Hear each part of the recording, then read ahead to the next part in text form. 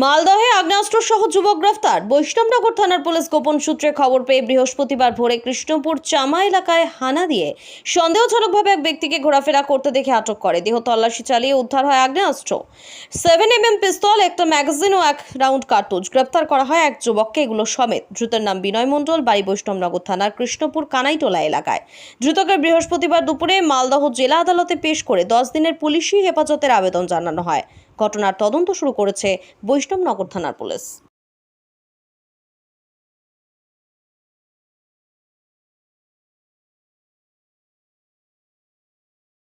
Bureau report, RM Bangla.